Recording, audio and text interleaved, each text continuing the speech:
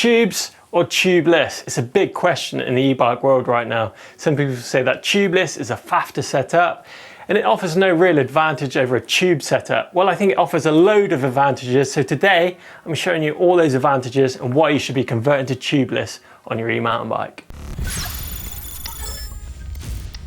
Tubeless, if you don't know what that is removing the inner tube out of your tyre and replacing it with some tyre sealant. But we're not going to be showing you how to do that setup today. We've already done that and the link to that is in the description down below.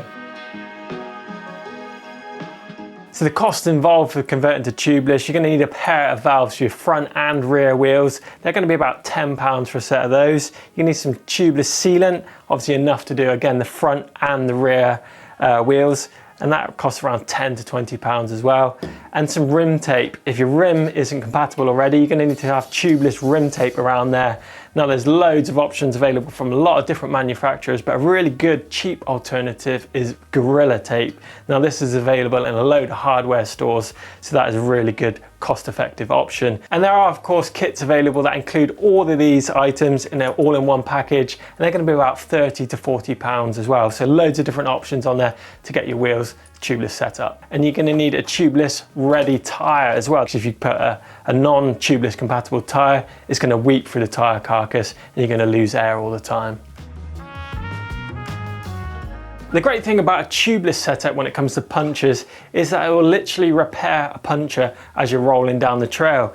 You've got the sealant in there sloshing around, and with the gyroscopic effect of the wheel, it's going to find that puncture and seal it naturally, versus when you've got a tube setup, you're going to get a puncture in there and the tyre is going to go down. It might go slowly or it might go down fast, but the simple fact is you've got to stop your ride, take your wheel out of your bike, take the tyre off, get the inner tube out, in, sand it down, put the patch on, replace the tyre, and then replace the wheel in the bike and then continue on down the road. It is a big process and it takes a lot longer than it does over a tubeless setup.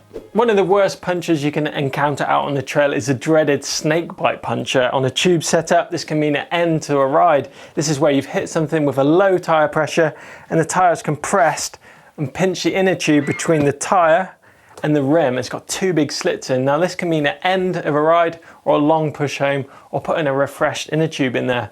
Obviously with a tubeless setup, you haven't even got a tube in there to get snake bitten in the first place. You can run a lot lower tyre pressures on a tubeless setup. You can get a lot more grip, so you're never in fear of getting the dreaded snake bite. In the early days of tubeless setup, it was a pretty messy and time-consuming affair. You had air leaking everywhere, you had tyre sealant dripping out. It was pretty messy, but tyre and tubeless technology has moved on massively. You've got decent sealant, the tyres lock onto the rims really nice and tight, and you even got pumps that can inflate a tubeless setup within a matter of seconds. It really is a cinch to set up a tubeless tyre these days. One of the biggest advantages you're going to see switching to tubeless is the weight saving in each of your wheels on your bike. If you're taking your inner tube out, you're going to save quite a lot of weight. And obviously that's rotating weight in the wheels, meaning that the wheels will become more efficient and therefore you should see a bit more range coming out of your battery. Now let's see the difference between a tube setup and a tubeless setup in terms of weight. So it's time for a weigh-in. First up, we're going to do a tubed setup. So I'm going to stick the wheel and tyre onto the scales. Going to add an inner tube to the mix as well and see what that weighs in at. So this is going to weigh in at 2.19 kilograms. So next up is a tubeless weigh-in. So I'm going to add the wheel and the tyre to the scales. Now I'm going to add 100 ml of sealant to the tyre, squirt that in, and then obviously add the tubeless valve to the mix too. And then we should see that weighing in considerably lighter.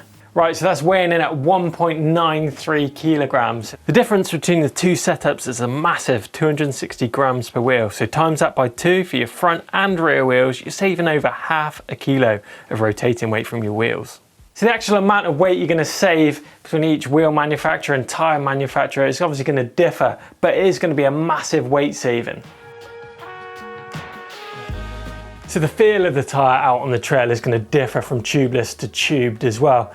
With a tubeless setup, the tyre becomes a lot more supple. You haven't got an inner tube inside the tyre, pushing the tyre carcass out. You're going to find that you're going to be able to run a lot lower tyre pressures as well in bad conditions, meaning the tyre's got a bigger footprint. It's going to enhance your grip, it's going to give you a lot better braking, and it's going to give you a lot better bump sensitivity as well. It's going to be a lot more control with that tubeless setup. So there are some pros and cons of tubeless. Let's take a look at some of the advantages. First up, you're going to lessen the chance of a puncture, meaning you've got peace of mind when you're on those big rides in the middle of nowhere. Next up is that lighter overall package, meaning your e-bike is going to be even more efficient. And lastly, you can run lower tyre pressures to increase the grip out on that trail and not worry about getting an impact puncture. And the downsides to tubeless, well, there are a few, there's not that many, but initially that first setup cost can be quite an expense. You need to add into the equation tubeless ready tyres, sealant, you can need valves and possibly rim tape too. All of that collectively can be quite a cost, but that cost can be outweighed by the cost of puncture repair kits and inner tubes over the years of puncture-free riding you're going to get.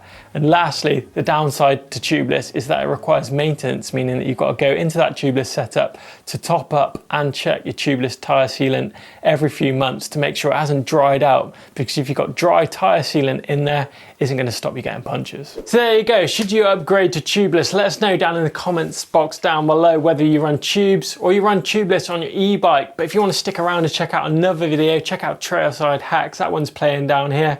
Give us a thumbs up if you enjoyed it, and don't forget to smash the globe in the middle of the screen to subscribe to EMBN.